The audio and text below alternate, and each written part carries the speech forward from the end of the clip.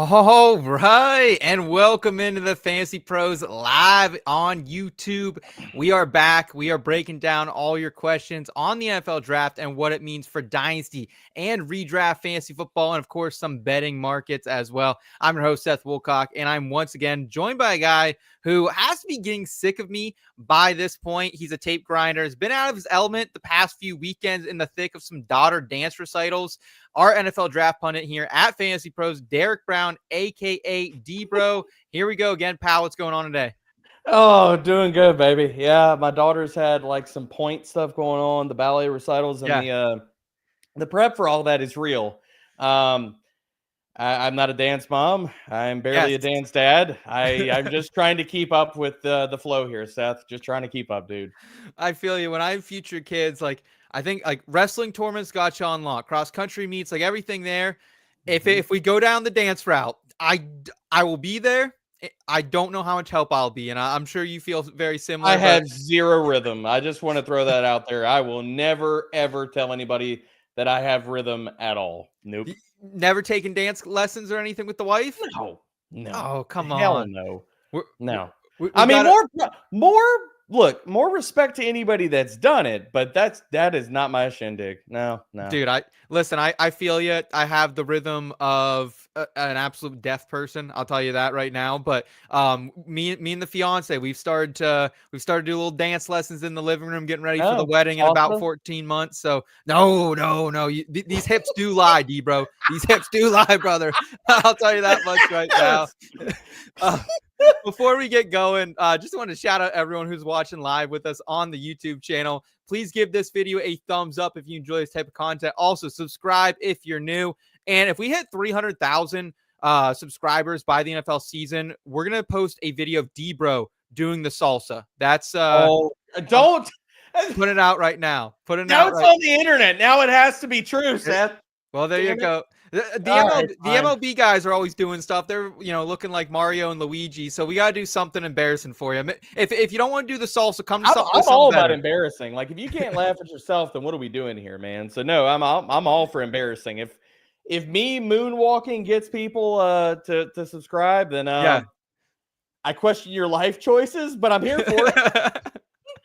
Also, please send in super chats for a guaranteed response to your questions. We will guarantee responses from super chats within the first 20 minutes of the show. So show us a little bit of love if you can, and we'll get to those questions for you. We appreciate it. And D-Bro, before we jump in, I know we're going to talk about it next week on the Betting Pros podcast, but we have some huge movements in the NFL draft position over underlines, specifically with Shedeur Sanders. He was 3.5 last week when we talked. He's now all the way up to 8.5, with the under being nearly 3-1 odds, plus 280 right now at DraftKings. Like, I know we'll talk about this, but this feels like right now, if you're out there and you have access to these lines, like a hammer down. Oh yeah, dude. There's a lot. That's actually, if you see me staring at my side screen, I was looking at seeing if there was any new stuff.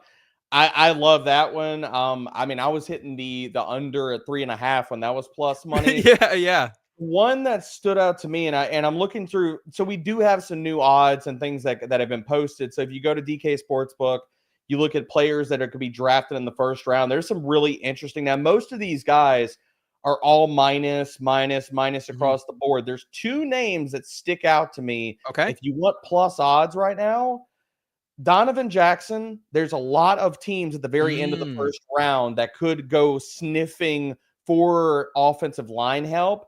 He is at plus 115.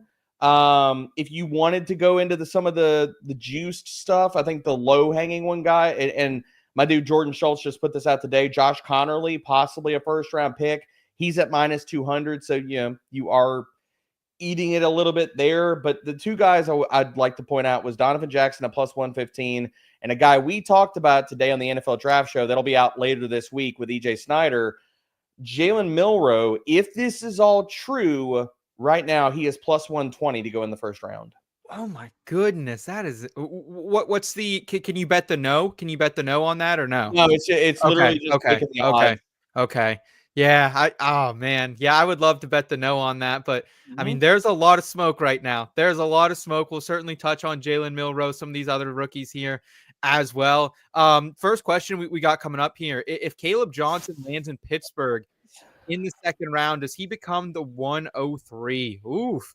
D-Bro, you're high on Kaleb as anyone. Do you think he would become the 103 in, I guess, let's say Superflex format? So he wouldn't be my 103. Now, I think there's a lot of different ways to look at it. He wouldn't be my 103. I think he'd be in the conversation for the 103. He wouldn't be locked in. Like, you would still be going Genty at 1. And then after 2, I mean, like, we're assuming in this that Amarion goes in the first round. I think you can make a conversation for him at the 103. I'm probably putting him at the 104. Like, if Hampton does get first round capital, I'm probably bumping him up a little bit on my ranks, as well as Tet's still in that conversation for me. Right. So, I mean, however you want to parse that out. But I think this is all to say that while he might not be the 103, Kaleb Johnson will be a locked-in top 5 pick in the first round. Yeah, I think I would have trouble putting him above Tyler Warren. Like, I mean, you know me, dude. I'm a Penn State guy, so like I'm just so yeah. So it's tough for me to get him. I think into that homer bias. It's better that you admit it out front. Yeah, no, I'll put it out there for sure. And so Drew Allar is going to be your QB1, definitely definitively locked in next year. Right, it's pretty hard to get Path Arch's rushing upside, but I am high on Drew Aller. And you broke up for a second. All I heard was Drew Allar QB1. My bad. Seth, you could handle us on the back end if I missed something there, but I think I got the take. Hey, that's all right there, brother. But yeah, Kaleb Johnson to Pittsburgh as a fan, I would love that. I think he's the type of running back. Great fit for that run scheme too. Yeah, great fit. Absolutely. Here's another question from a guy, Tragic Optimistic.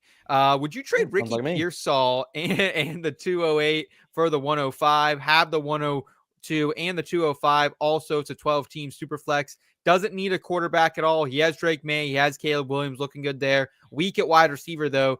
DK Metcalf, Brandon Ayuk, Michael Pittman, and Ricky Pearsall. So pretty stinky wide receiver group there from a dynasty lens, or at least a lot of questions, D-Bro. Would you be making this type of move? Would you be packaging Ricky Pearsall, the promising second-year wide receiver for San Francisco, with that 208 to get up to that 105? I wouldn't be doing it. I wouldn't be doing it. I understand why to make the move, but Tragic, I guess, like toss us into the chat, but like, are you doing this because you need a running back? Like, what are you making this move for? Like, if you, to me, like in this class, if you're going up to a top 5 pick in the class, what is the aim that you're going for? Like, I mean, if it's just BPA, then why don't you just take the discount instead of trading Pearsall on the 208 for the 105? Why don't you instead, because you do have the 205, like if you want the upgrades in the rookie draft, take your 205, your 208, and trade into the back end of the first. Yeah. For a wide receiver. Like, to me, if you're weak at wide receiver, what you're saying, you got DK, Ayuk, Pittman, and Ricky, like, I don't want to be trading a wide receiver away. If anything, maybe I want to upgrade one of those, like take Ayuk and one of your seconds and try to get into a different tier. But I guess my bigger question is, what are you trading into? Like, why are you going for the 105? Like, who are you going to get at that spot? Saying more for BPA, okay, at running back. Like, I don't mind it. Then I would scatter shot approach, just shotgun approach. Yeah. Like, enjoy more picks in this class where we're talking about this class is deep and it's not so much the high end of it. Like, yeah, you can make a conversation like I have about like Tet's in his own tier, Tyler Warren's in his own tier, Genty's in his own tier. Depending on how the draft plays out, you might be at the 105 and maybe not. You might not get access to any of those guys. Like, all those guys might go in the top 4 picks. And you're like, well, holy crap, I just paid this to get to here. But now I still feel like I'm on the outside looking in. Like, you might be sitting on the clock at the 105 and say, well, geez, I wish I could trade back. Man, the other side of that Pearsall 208 looks pretty good right now, doesn't it?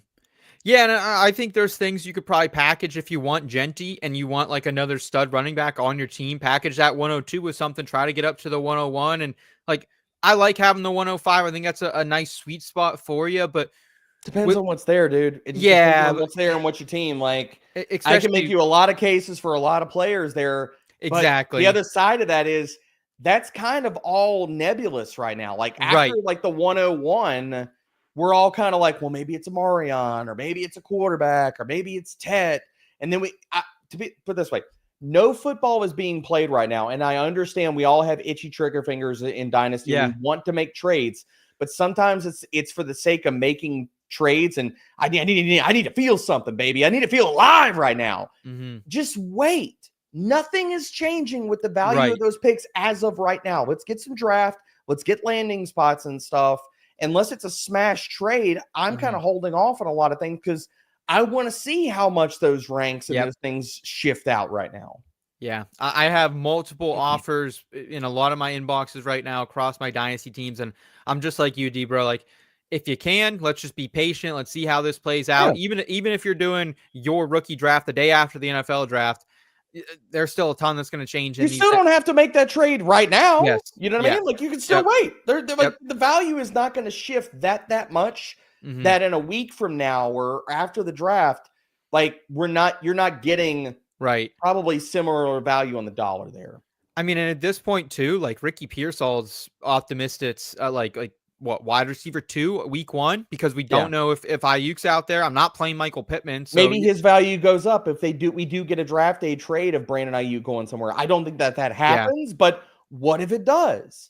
You know, what if they trade Ayuk and then they go draft a rookie wide receiver? Well, how is everybody feeling about Pearsall then? Or they trade Ayuk anyway and they just lean on. Like, those are a lot of things that, like, there are dominoes yet to fall. I think we're going to get more draft day trades, and I think like there's a slew of players that could still move.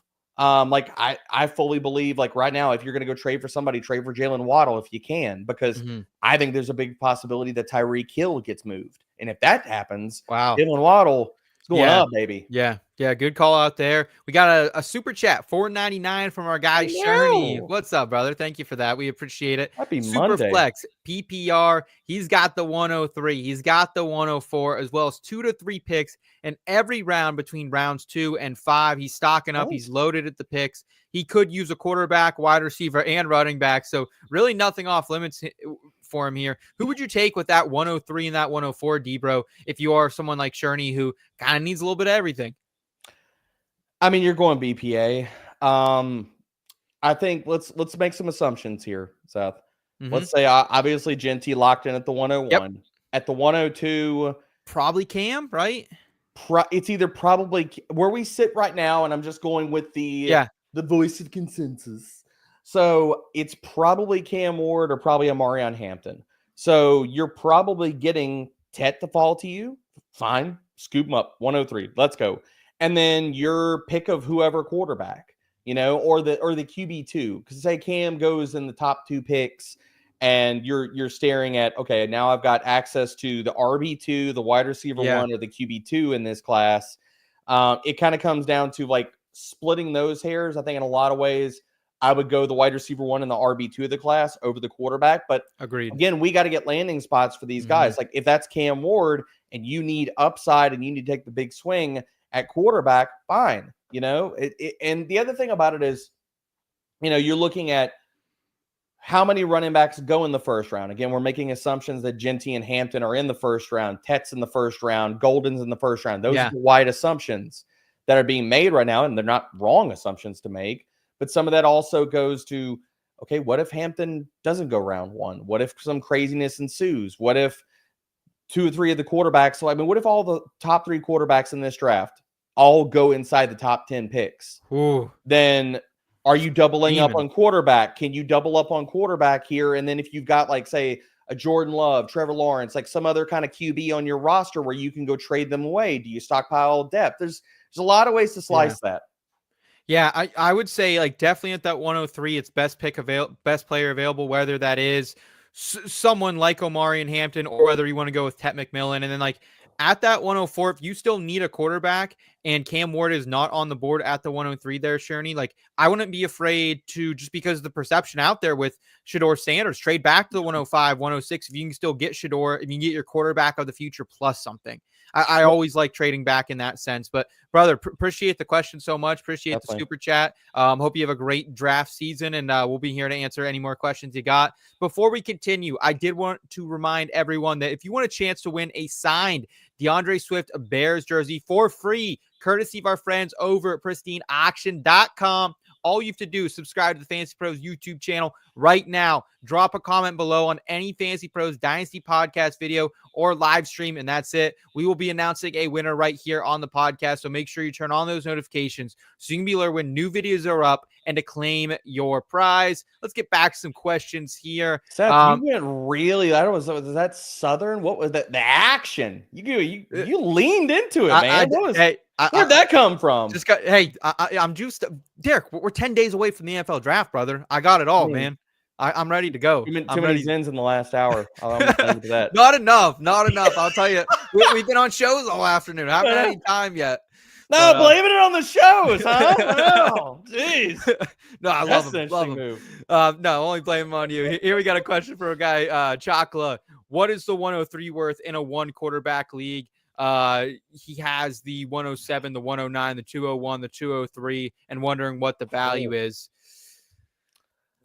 Let me pull up right now. I know for one resource we have on hand, Derek, is we have Pat's Dynasty trade value chart. I was going to say, does anybody have the trade chart handy?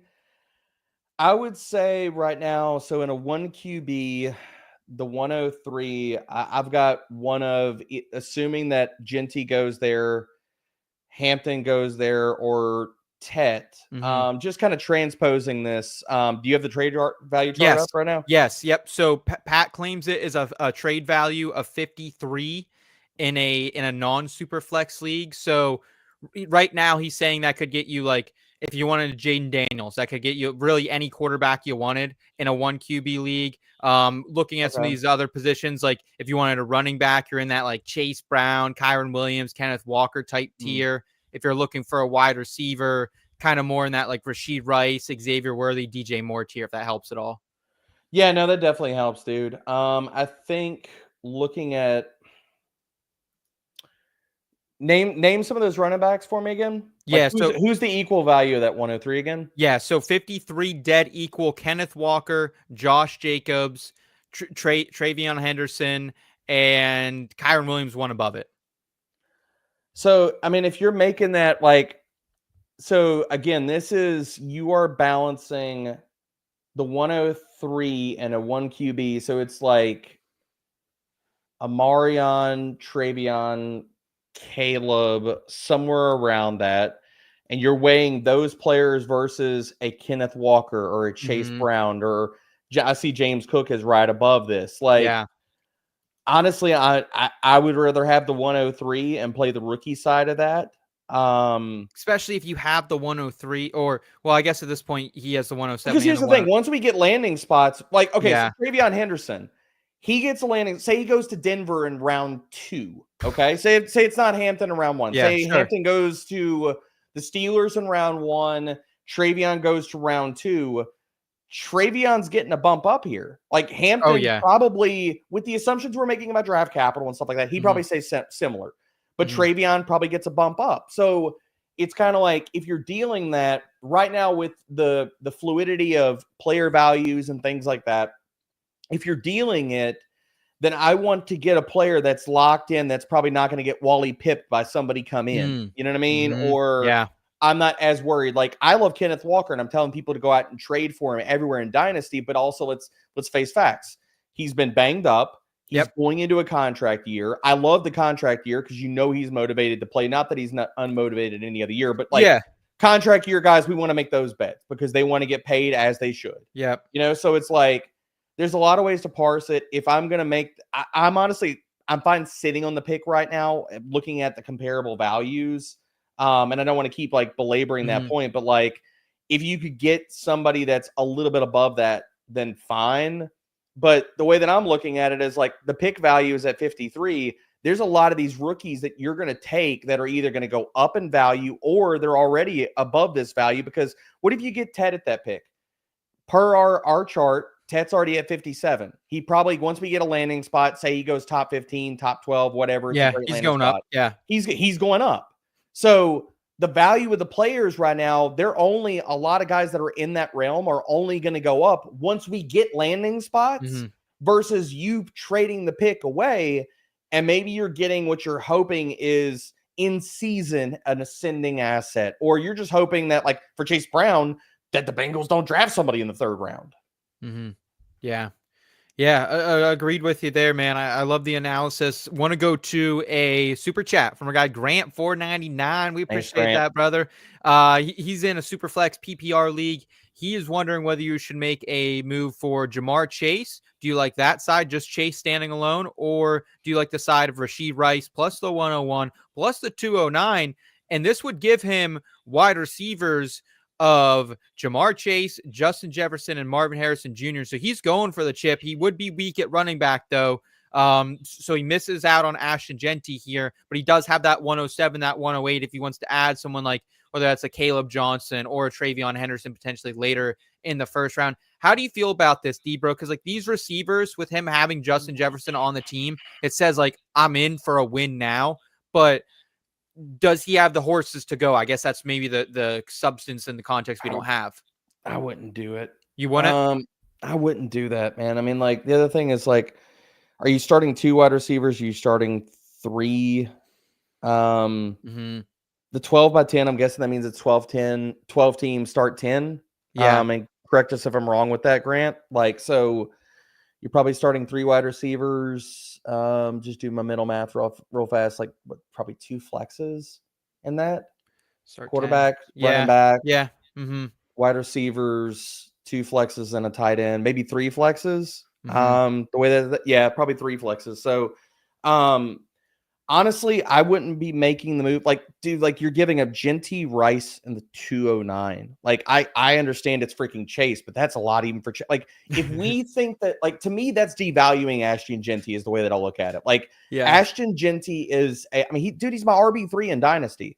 So, like, you're trading the RB3 and you're giving Rice and a 209 on top of that. To me, I would much rather you go out and take Rice and say the 107 and just looking at Seth, do you still have the value chart pulled up? I do. What's the 107? So this is a super flex. What's the 107 worth in so right according to Pat here, it's in a super flex, it's worth 44 points. So 44 and Rashee Rice is worth 52. So we're looking at 96. Like honestly, per the chart, like that would get you up to near Chase. Now in actual leagues, I doubt that gets you in the same in the realm of Chase, but could the 107 and Rice get you in the now to me, the upgrade I would be making, and you tell me if you don't think this is doable, okay, Seth? Like, flame me for this.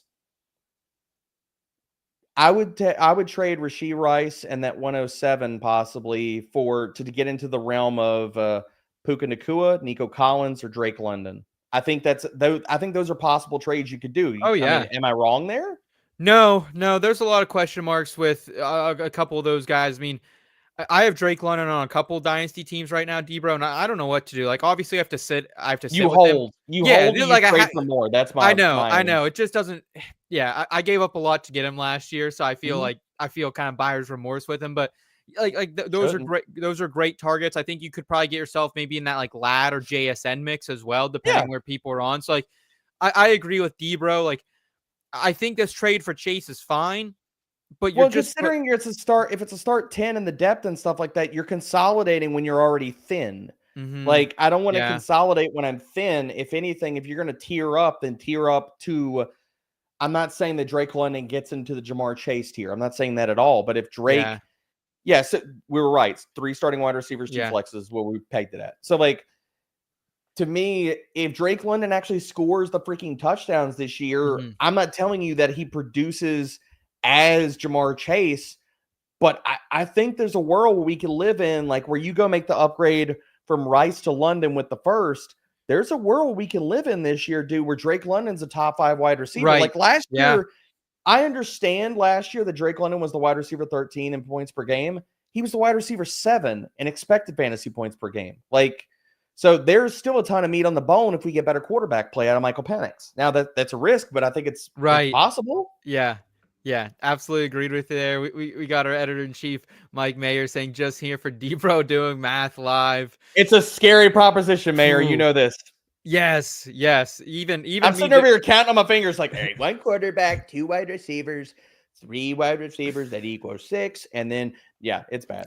Yeah, there's a reason I studied journalism and public relations in college, D-bro. It's because kid cannot do math past algebra 2. That was the line. That was the line. Once you get too many X's and Y's in there, I'm good, baby. I'm good.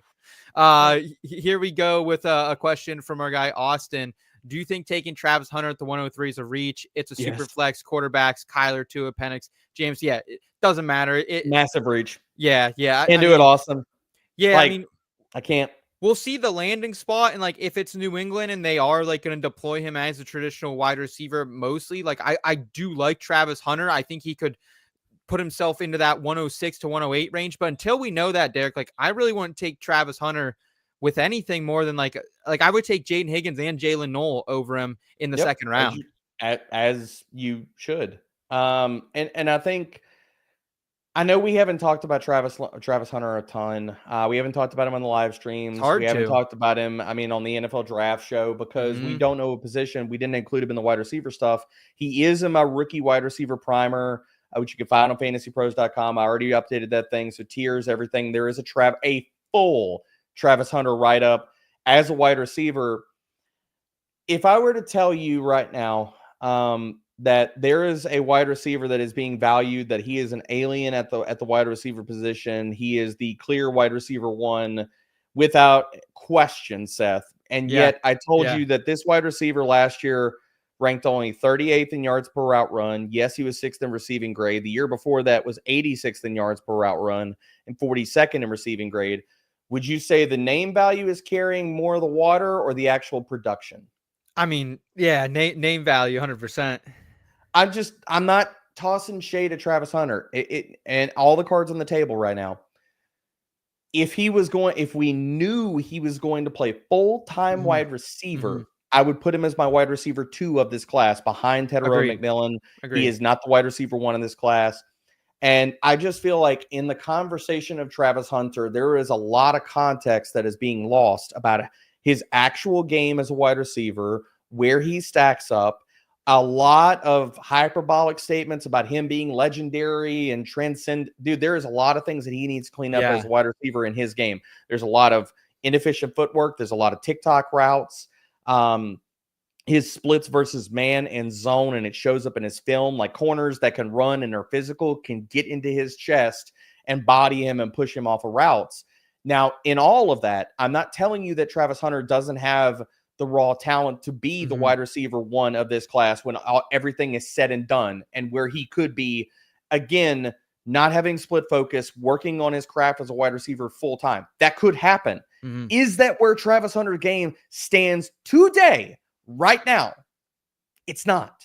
Yeah. And you don't hear that talked about, unless I'm wrong, Seth. You don't hear that talked about right now. No.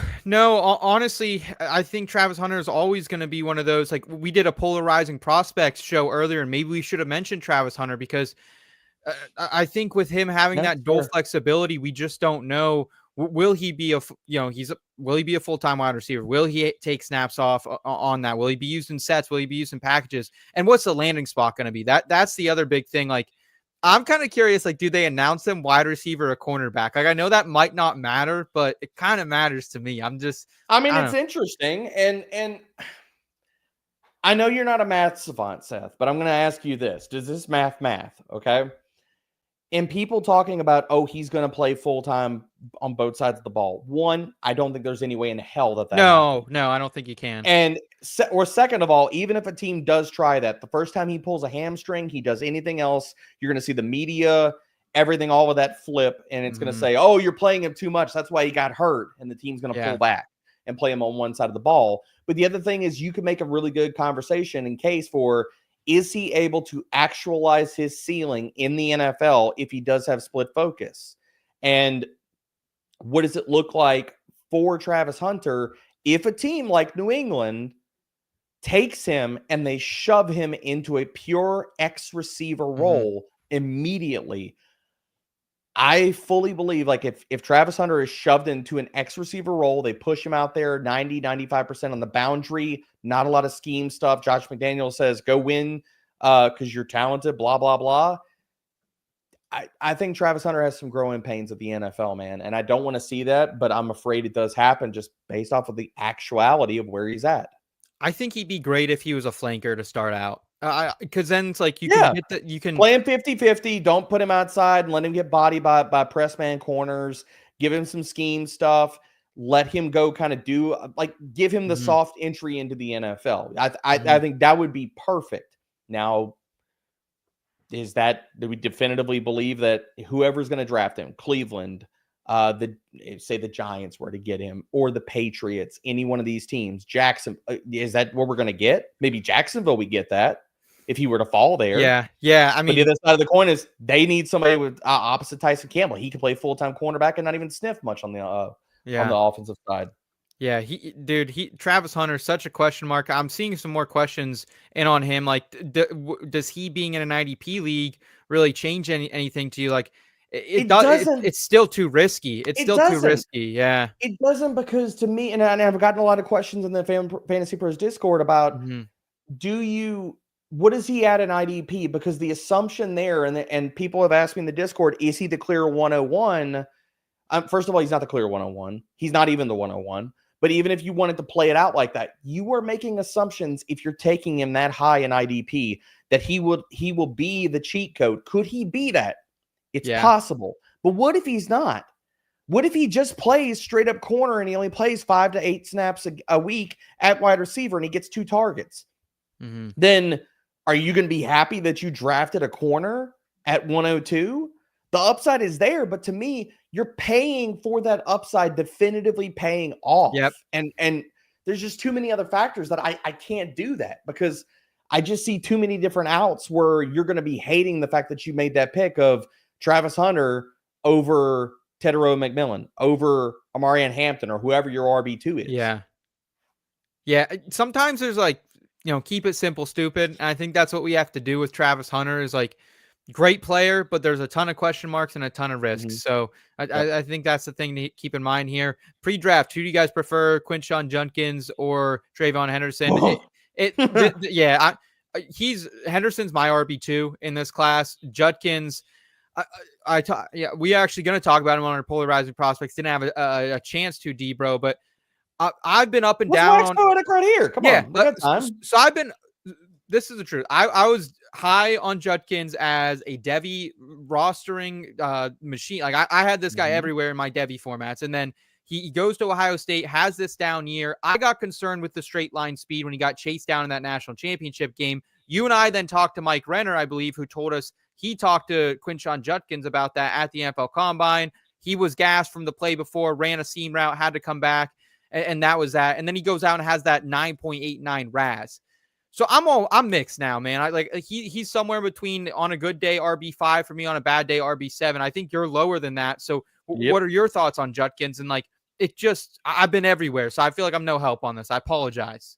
No, you're good, dude. I mean, to me, I've been the Quinshon Judkins hater. Like when I put out my rankings on social, everybody lit me up. They're like, this is so unserious where Quinshon is, because I have him at RB10. And take the name away from, and I talk about this constantly, the helmet scouting and stuff, or Devi players. And look, I love Devi. I'm not tossing shade, but any of us that have ever played in Devi or with longtime Dynasty get people or people that are in the college streets watching their college or players for years and years and years, they're like, this guy was awesome at Ole Miss. He's going to be awesome in the NFL. Or I've watched him for 5 years. He's great. Okay, let's take the name away from it. And let's take all of the pomp and circumstance of going to Ohio State and all that kind of stuff. And let's just discuss where he sits analytically. Over the last 3 seasons, Quinshon Judkins has ranked 121st, 82nd, and 46th amongst all running backs at least 100 carries in the FBS in yards after contact per attempt. You look at his breakaway percentages, 41st, 128th, 23rd. Okay, there's one nice one in there. His PFF elusive ratings, 95th, 66th, 44th. All of those numbers, if you take the name away from it, would anybody be tying those numbers or that type of analytical profile, a tackle breaking profile, to Quinshon Judkins' name? No. No, they wouldn't. But yet, we see, he went to Ohio State. He was really good at Ole Miss. He's been to big school and produced and blah, blah, blah, blah, blah. It's like, Okay, well, you take all that away. What are we talking about here? Like, is that really like a skill set and an analytical profile? And you marry it with the film too. He is a really strong runner, but he's not Hard getting you runner. much of what is much more than what's blocked. Mm-hmm. He just doesn't have the wiggle. He doesn't have the home run. And I'm like, there is something to be said for the testing versus, okay, does the testing does it move over to the playing field? Do you show that same play strength? Do you show that same speed when the Right. pads are on and the lights are on? And I don't see it, dude. And it's like, if you take the name away and you look at just the film and you look at just the numbers for Quinshon Judkins, a top 5, a top 3 running back in this class, hell no, I don't see that. There's no way. TreVeyon laps him 10 times out of 10, dude. Like, I got TreVeyon at RB3, Quinshon's RB10. Yeah, and yeah, right now we have Quinshon in the ECR overall rookie ranking Superflex format. Quinshon's player 10. That's way too high for me still. There are way more things I think I can count my chickens than Quinshon at a 10 overall. That just feels way too high. And like, even just like peeling it back to simple fantasy football standards, Derek, we play in PPR leagues. Most people do. Quinshon Judkins isn't going out there. He's not catching passes, dude. Yeah, like best case scenario, I think with Quinshon Judkins is you're hoping he falls into a role where he can get 10 touchdowns one year, right? Like you're hoping he's new David Montgomery. I was legitimately about to say, like, but Dave Montgomery catches more passes than I think he can as well. So better receiver than that. Yeah. So that's basically what you're hoping for. So a little bit of thoughts on him there for you. Let's keep it moving here. Who are you guys hoping falls to you here from Axel at the end of the first round or early second round in a 1 QB Dynasty league? Derek, I'll throw this one over to you. Like, you know, if like Tyler Warren's there, the 111, the 112, same with Colston Loveland in a 1 QB league. Those are guys. They're not going to be there at the end of the first, though, dude. None of 1 QB. Well, Loveland right now, 15 overall in Superflex. So you factor that in. He might. Yeah, but in 1 QB, where is he at? I'll bring that up right now, but I know it's definitely not 12. So yeah, 12. So he's right around there. Well, so he's higher than I thought. I mean, or lower than I thought. Yeah. I guess. But so the tight ends, if either of those guys, I know you're probably like Matthew Golden's kind of right in that range as well, depending where people are on him. Any thoughts on those guys? And I know you have a couple of these like early round 2 guys that, I mean, you've talked me into most of these guys if I wasn't already in on them before we spoke this offseason. Yeah, dude. So for me, at the end of the first round, in the second, I mean, right now, just looking at Fantasy Pros rookie rankings, Kaleb Johnson, in love with him. He's right now at 11th overall. I would be hoping him. I'm lower on Colston Loveland than a lot of people. I thought that consensus would be higher on him. I'm lower on him because I think Tyler Warren laps him like 10 times out of 10 as far as like Tyler Warren's in his own tier. But other guys that I'm looking at, like, you know how high I am on Trey Harris. He's 14th overall in 1 QB. Love him. And really just going into those wide receivers too. Jaden Higgins, Jaylen Waddle. Those were the guys I figured you would. Yeah. And I mean, the rest of it, anything after those guys, because I think we're looking at at least discussing those few players. Caleb's probably not falling at his floor, probably not falling outside of the 3rd round of the NFL draft. Yep. So he feels kind of more like a safe bet. Trey Harris, again, I think he goes round 2 in the NFL draft. Maybe he falls to 3. Jaden Higgins and Knoll, I think both those guys get drafted in round 2. So you're looking at a little more certain draft capital. Any further names down the list, like if I were to go to Devin Neal, RJ Harvey, Royals, Tuten, all these guys, like, the draft capital window and the range for these guys is just, it's all over the map. Like, none of us know how teams are going to look at the running back position in this draft, how they're going to look at like the 3rd tier of wide receivers and where those guys, like if it's round 3 versus round 4. So we're going to need some draft capital, but those few names, I mean, especially Higgins and Knoll, like, this is why I'm trying to tier up a few picks. Like if I'm at the 207 or 208, I'm trying to tier up a pick to like the 202. Agreed. Absolutely agreed with you there. Michael in the chat asking, how do you view these rookie tight ends as a whole this year? Should he take one potentially over one of these running backs at the 112 spot, 12-team PPR league? Worried about Mark Andrews and Ferguson going for a 3-peat. I mean, if somehow Tyler Warren or Colston Loveland were around at the 112, I would absolutely. I mean, I would smash Warren. I would very much consider Colston Love like in a vacuum, D-bro. Not knowing the situation. Colston Loveland, Kaleb Johnson. You're on the clock. 112. Go. Caleb. I'm going Kaleb Johnson. I get the reasons for with Loveland. I have a lot of concerns with him, both as a prospect, just and again, I don't hate the kid, but he's in the same archetype. He's just the Rolls Royce version of the guy, the big slot guy, the Dalton Kincaid. Like, sure, he played 56 to 68% of his snaps in college in the slot out wide, and everybody talks about it. You know, that's a great thing. He's a great blocker, though, man. He really, I think he's. I mean, I never thought Dalton Kincaid was supposed to profile as a great blocker, right? I think he's an okay blocker. But again, we get split hairs. But like, sure. Say he even like he's a full-time guy. Like, I get the reasons for Loveland. I just find myself like there are some holes in his analytical profile. Like, he's not breaking tackles. Like, right.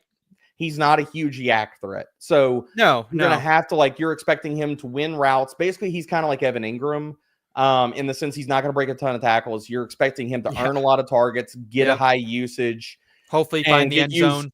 And get used down the seam. You know what I mean? So like for me versus Kaleb Johnson, say we're playing this out. Say if he goes in round 2 of the NFL draft. Yeah.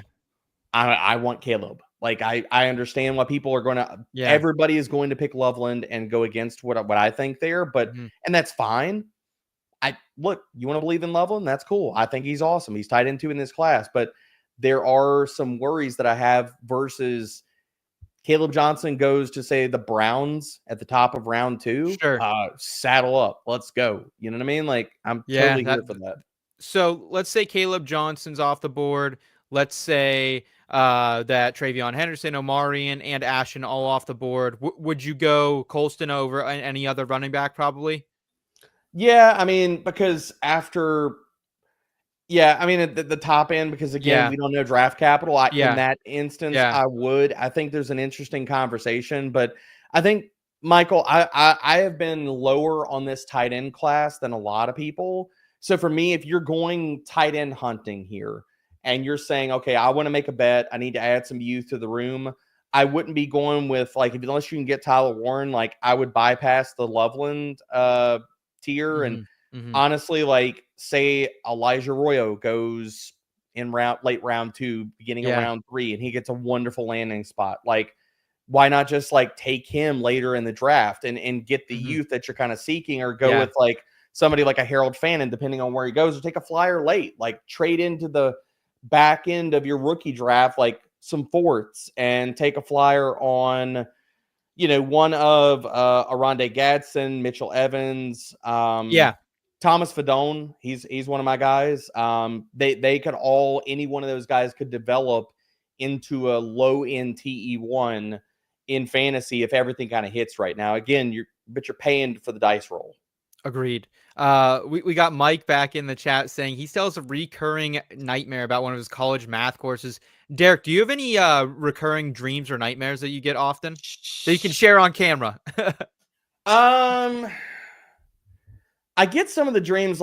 My big thing is I don't have a fear of heights. I got a fear of falling. Oh, so, I don't have. If you put me in a helicopter or flying in a plane or something like that, I'm fine. Don't care, whatever. I can go zip lining and all that kind of stuff. That doesn't bother me. But climbing a tree or things like that, where the chances of you falling, much higher. Yeah. Yes, I have had a lot of nightmares where I've woken up in a cold sweat, falling, and I don't remember all of the dream. I just remember getting pushed off of something. I'm like, ugh. So, what about you, Seth? So I get a day you wake up with no Zins. No, we're all right there, brother. I got a stockpile. There's no way that dream is even a reality. Yes. I'll pinch myself and I wake up and say that will never happen. No way, man.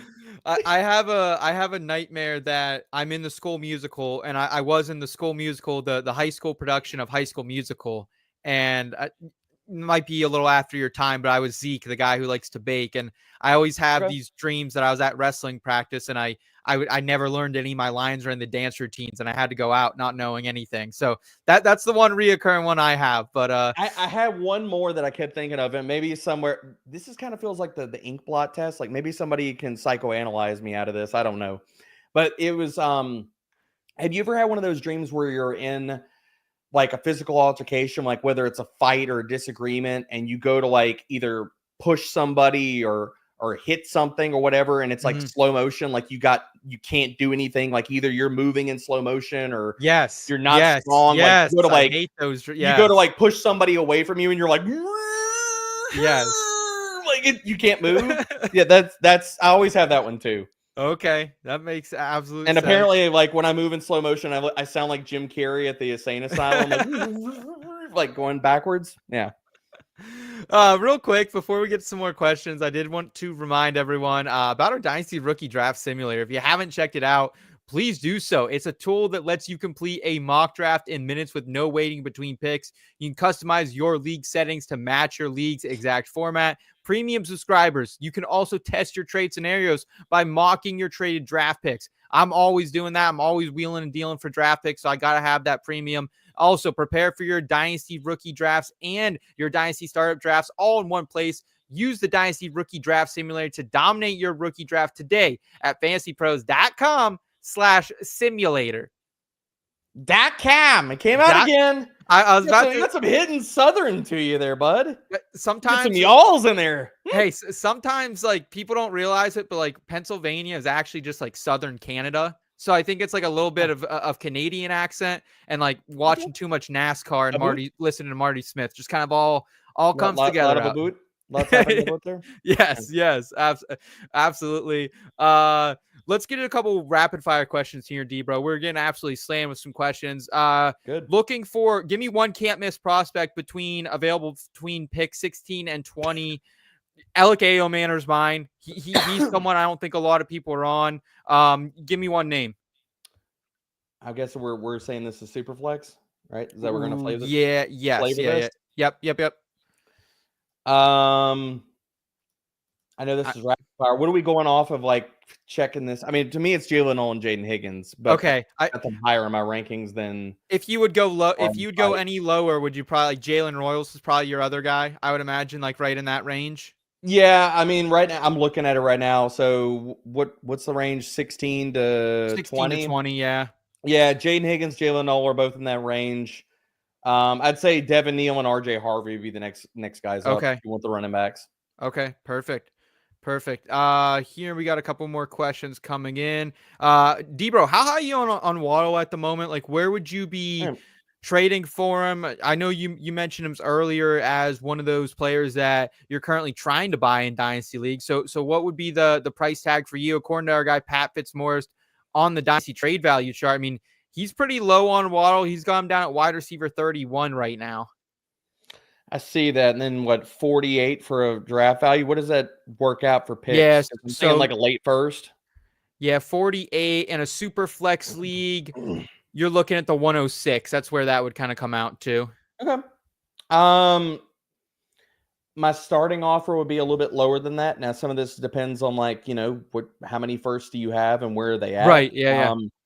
I would be trying for like a late first. I think, dude, the other thing about this is going to be so wildly dependent from league to league. Yes. I think some people, after what they've dealt with Jaylen Waddle on their dynasty teams for the last 2 years, they are probably more likely to move on. You might be able to get him, like, say you have two, like the 202 and the 205. Yeah.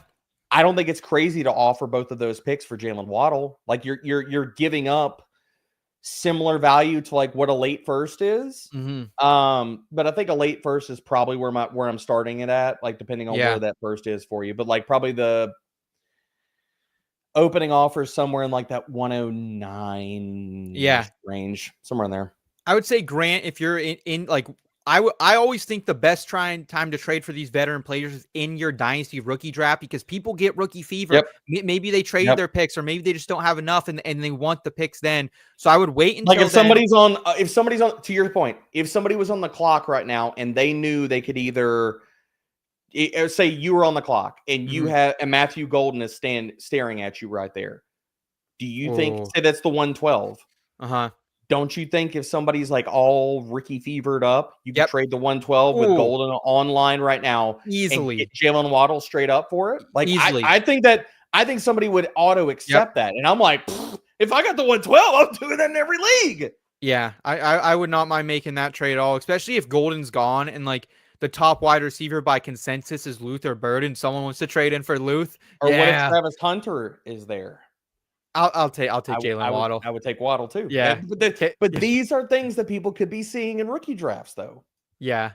Yeah. That absolutely agreed with you there. Here we got a question from Dunn asking what value is Fields in a Superflex league right now. So again, go to fantasypros.com, go look up Pat Fitzmore's Dynasty trade value chart. It's an absolutely exceptional tool.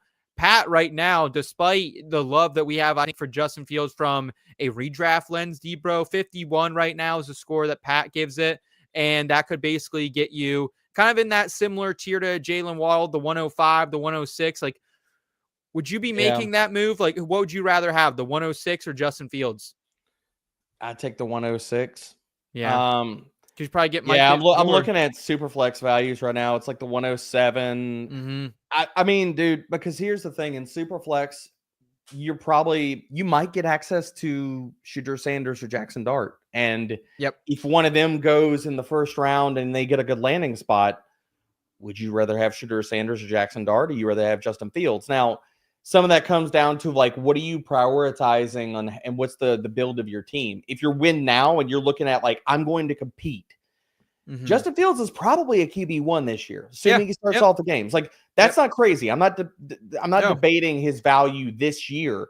But what if Justin Fields goes out and he puts up QB1 numbers, but he doesn't play really well from an NFL standpoint, and the Jets are like, we're drafting a guy next year?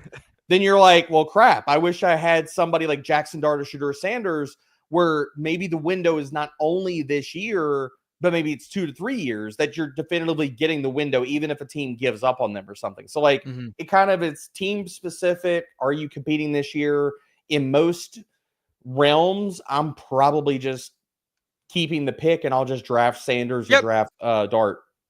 Yeah, I completely agree with you. It's just a longer runway, and in Dynasty, well, I know I'm supposed to be rapid firing this. I'm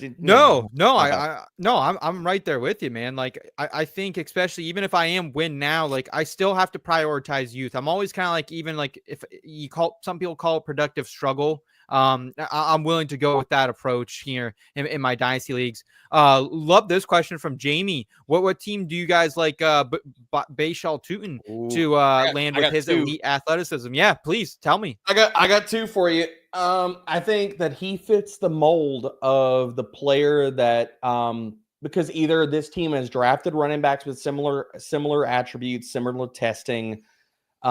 This is kind of the composite of the guys that they go for. There's two teams, and I think people will love both of them.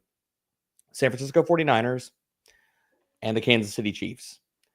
He is athletically very, very similar to Isaiah Pacheco.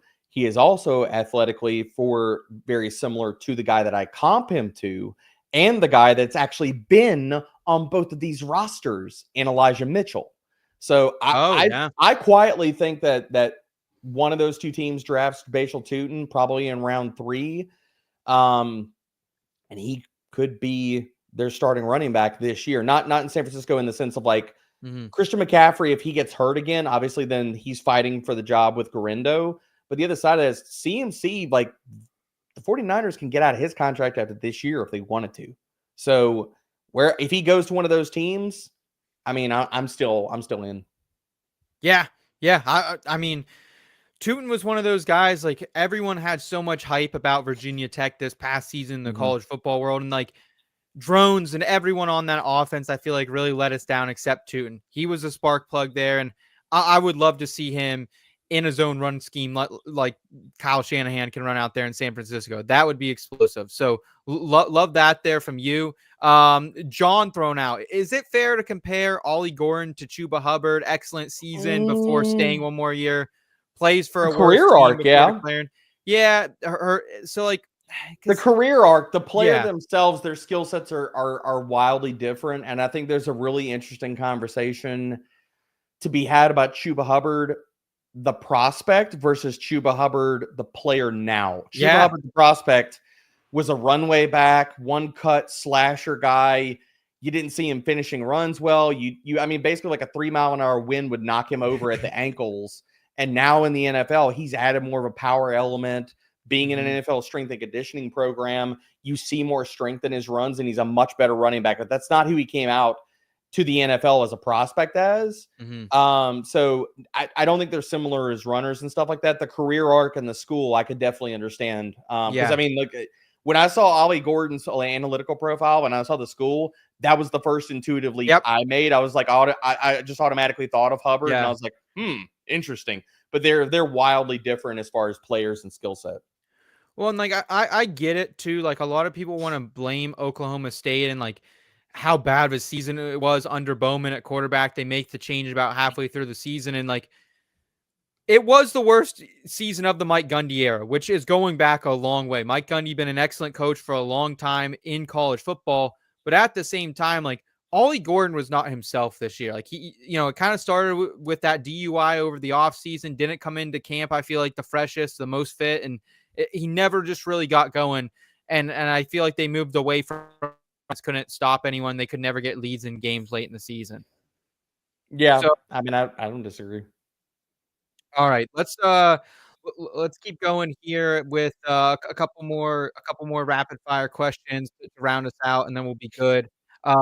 Loveland to the Chargers, Warren to the Colts. Who you got? Ooh, who would you have in that scenario? Warren. And I understand the landing spot game. I get that. I think some people would automatically push to Loveland, and I get it. Like, okay, number 2 target, he's probably going to be an every down player. Harbaugh believes in him. He gets the every down role. Blah blah blah blah blah blah. And he's got Justin Herbert as his quarterback versus we got Anthony Richardson / Daniel Jones. Yeah.